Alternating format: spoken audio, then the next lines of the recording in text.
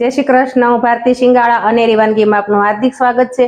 तो चलो आज आपणे बनावीशुं सूरतनुं फेमस चीज पनीर गोटाळो। तो चलो बनावीए।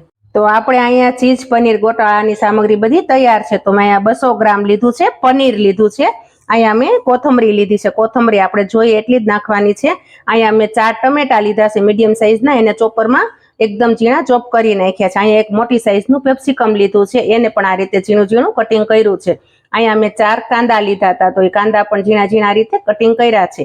अहींया मैं लीधुं छे आदू अने लसणनी पेस्ट करीने लीधी छे। तो एने आपणे खायणी दस्तामां ज खांडी छे, मिक्सरमां नथी करवानुं। अहींया मैं लीधो छे पावभाजी मसालो 2 चमची लीधो छे। अहींया मैं मीठुं लीधुं छे, तो मीठुं आपणे स्वाद प्रमाणे नाखवानुं छे। अर्धी चमची हळदर लीधी छे, 1 चमची चाट मसालो लीधो छे, काश्मीरी मरचुं लीधुं छे 2 चमची, 2 चमची धाणा जीરું पाउडर लीधो छे। अने अहींया मैं कसूरी मेथी लीधी छे 1 वाटकी, ई जरूर पड़े एटली ज नाखशुं। अर्धी वाटकी तेल लीधुं छे अने अर्धी वाटकी में घी लीधुं छे। तो घी आपणे घरनुं चोख्खुं होय तो सारो स्वाद आवशे। 1 चमची धाणा आखुं जीરું लीधुं छे अने अहींया मैं लीधी छे चीजनी 2 गोटी लीधी छे। तो आपणे ई कई रीते करवानुं छे छेल्ले हुं बतावीश। अने आने आपणे पनीरने खमणवानुं छे। तो आ बधो मसालानो आपणे वघार थशे पछी आपणे आने छेल्ले खमणवानुं छे। तो अहींया मैं एक वासण पण लई लीधुं छे। तो हवे आपणे वासणने गरम करी अने पहेला वघार करवानो छे। तो आपणे जो अहींया वासण गरम करवा मूक्युं हतुं, तो वासण पण गरम थई गयुं छे। तो हवे आपणे एमां पहेला तेल एड करशुं।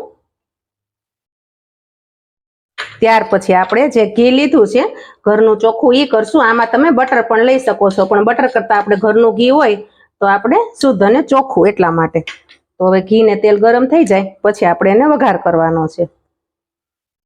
तो जो आपणुं तेल घी 2 गरम थई गयुं छे, हवे आपणे एमां पहेला आखुं जीરું एड करशुं।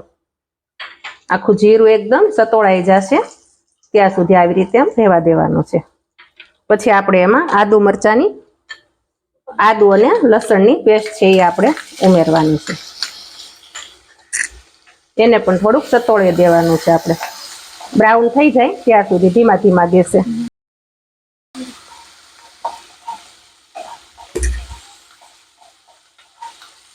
तो आपणे लसण ने आदू मस्त रीते सतोळाई गयुं छे। हवे आपणे एमां कांदा जे हता ए कांदा एड करीशुं। कांदाने पण एकदम मस्त रीते सतोळवाना छे।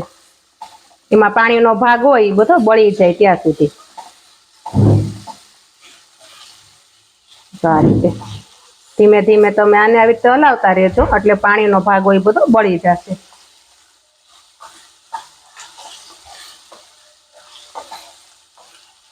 જો થોડોક બ્રાઉન થઈ જાય અને પાણીનો ભાગ બળે ત્યાં સુધી તમારાને ધીમે ધીમે આ રીતે હલાવતું રહેવાનું છે।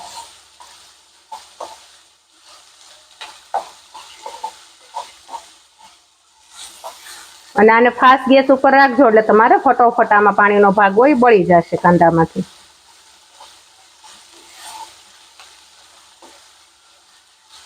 અને જો આ શાક છે તો એ નાના છોકરાને તો બહુ જ ભાવશે, કારણ કે પંજાબી શાક ભાવતા હોય છોકરાને એટલે એને આ શાક બહુ જ ભાવશે। અને પનીર ને ચીઝ ને એ હોય એટલે છોકરાને તો બહુ જ મજા આવે। તો કાંદા આપણા સતોળાઈ ગયા છે। હવે આપણે જે આ ટમેટા છે ટમેટા એડ કરવાના છે। તો ટમેટા આપણે નાખીને પણ થોડીક વાર આને હલાવવાનો છે ચમચો આ રીતે।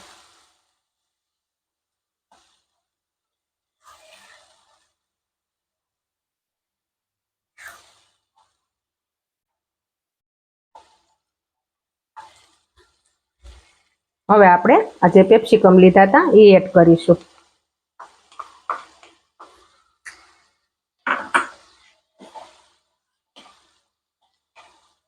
હવે આપણે એમાં થોડુંક મીઠું નાખી અને આને ચડવા દેવાનું છે।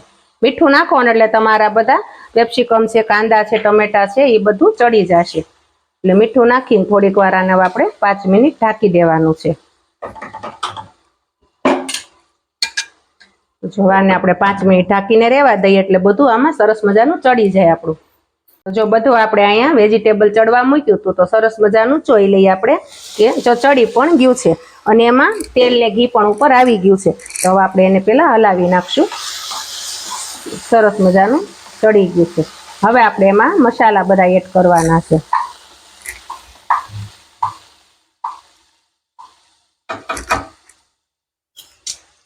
તો આપણે જે હળદર છે એ આપણે આમાં એડ કરીશું. ત્યાર પછી આપણે ધાણા જીરું પાવડર, ત્યાર પછી આપણે લાલ મરચું પાવડર લીધું છે એ,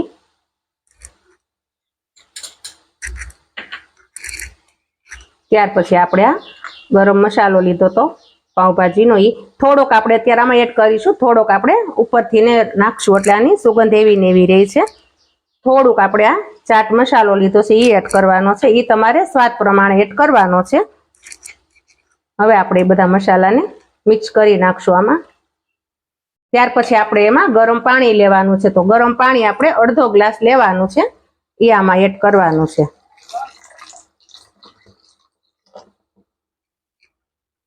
આમાં ગરમ પાણી લેજો તમે, ઠંડુ નહીં લેતા. હવે આપણે આને હલાવીને થોડી વાર ઢાંકીને રાખવાનું છે, એટલે આપણો આ બધો મસાલો એકદમ મસ્ત રીતે મિક્સ થઈ જશે. હવે આપણે આને ઢાંકીને રહેવા દઈશ. ત્યાં સુધીમાં આપણે પનીર છે એ પનીરને એવું ખમણી નાખવું, આપણે મસાલા બધા સેટ થાય ને ત્યાં સુધીમાં. ચાલો, જો આપણી આ ગ્રેવી પણ મસ્ત રીતે બધી મેશ થઈ ગઈ છે અને ચડી પણ ગઈ છે, તો આપણે હવે એને જોઈ લેશું. તો જો મસ્ત રીતે એકદમ બધી ચડી ગઈ છે અને મેશ પણ થઈ ગયું છે. તો આ રીતે હવે હલાવશું અને આપણે જે આ પનીર ખમણ્યું હતું તો એ ખમણી અને પનીર હવે આપણે એમાં એડ કરી દેશું. તો જો આપણું આ પનીર પણ આપણે આમાં ખમણેલું એડ કરી દીધું છે. હવે આપણે આને આ રીતે જરાક વાર હલાવવાનું છે અને હવે આપણે એમાં થોડુંક 2 ઘૂંટડા જેવું ગરમ પાણી એડ કરવાનું છે. ગરમ પાણી એડ કરીને આપણે આને થોડી વાર ચડવા દેવાનું છે. તો આ રીતે તમે મસ્ત રીતે બધું મિક્સ કરી નાખજો. અને પનીર તમારે આવું જ ખમણવાનું છે, બહુ પતલું પણ નથી કરવાનું અને બહુ જાડું પણ નથી કરવાનું. મીડિયમ સાઈઝની ખમણી હોય એમાં આ રીતે ખમણી નાખવાનું છે બધું. તો જો આપણે આ પનીર નાખી દીધું છે અને ગરમ પાણી પણ નાખ્યું છે. હવે આપણે આને થોડી વાર સુધી 5 મિનિટ ચડવા દેશું ઢાંકીને આ રીતે, એટલે બધું પનીર એકદમ મેશ થઈ જાય. આપણે પનીર પણ અહીંયા ચડવા મૂક્યું હતું, તો પનીર પણ મસ્ત રીતે ચડી ગયું છે અને અંદર મેશ પણ થઈ ગયું છે.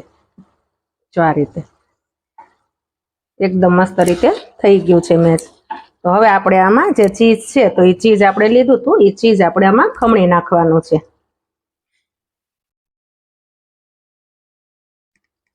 જો આ શાક બનતું હોય ત્યાં તે તમને મોઢામાં પાણી આવી જાય એટલું મસ્ત શાક થાય છે અને બધાને ભાવે એવું થાય છે પાછું.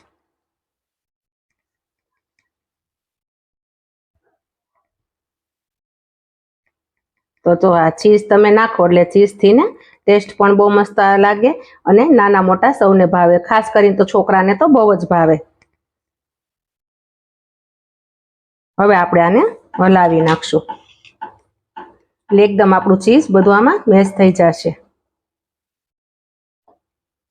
તો જો ચીઝ પણ આપણું મસ્ત રીતે આમાં મેશ થઈ ગયું છે.